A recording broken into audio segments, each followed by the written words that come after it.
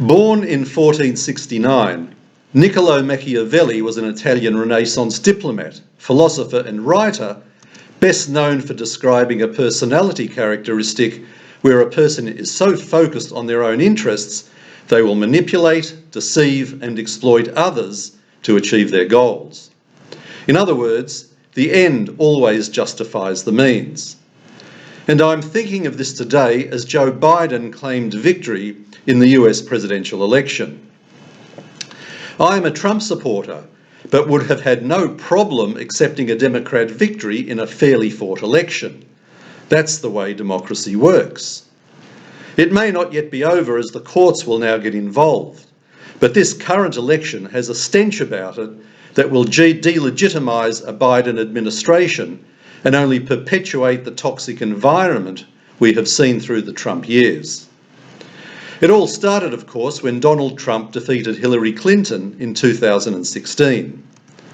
To the militant left, this was a wrong that needed to be corrected, and they threw everything they had at the Trump presidency in order to somehow have the decision reversed. They tried the Russian collusion angle, they tried impeachment, and they tried smearing him personally. None of it stuck because at the end of the day, Trump's actions were far more substantial and better overall for both America and the world than some of his admittedly undignified and boorish behaviour. Of interest to us was his move of the US Embassy to Jerusalem, his recognition of the Golan Heights, and the facilitation of peace agreements with 3 Arab states, and with apparently more to follow. But the leftists showed that they would stop at nothing to ensure Trump was removed from office.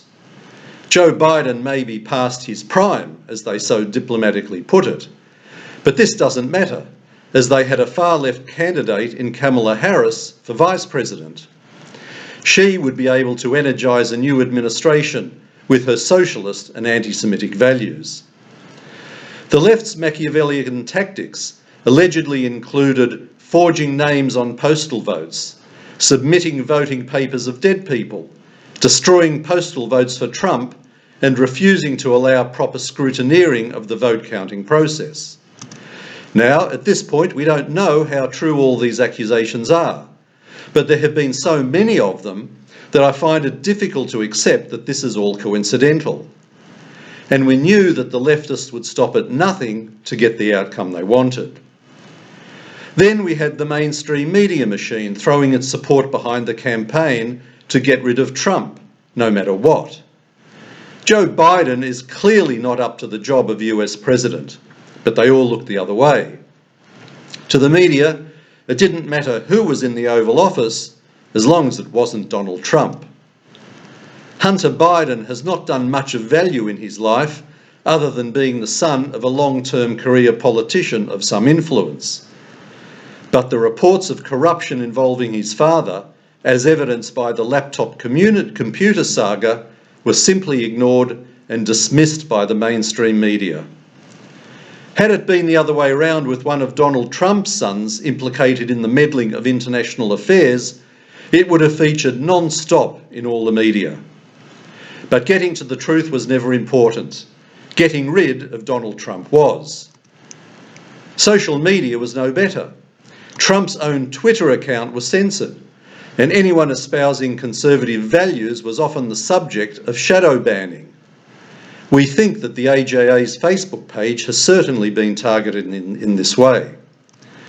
That's a process where the administrators of social media won't overtly admit to censoring any posts, but we found that on a few occasions, the circulation numbers of our Facebook posts mysteriously declined, sometimes down to as little as 10% of the usual figures. But it's okay, we have found ways to combat this. We live in worrying times when the militant left have repeatedly shown that they are willing to subvert the democratic process in order to achieve power. They want to impose their values on the world, willing or not, and nothing legal or illegal is out of bounds in order to accomplish this. Niccolò Machiavelli would have been proud of them all. This is Alan Freedman for the Australian Jewish Association.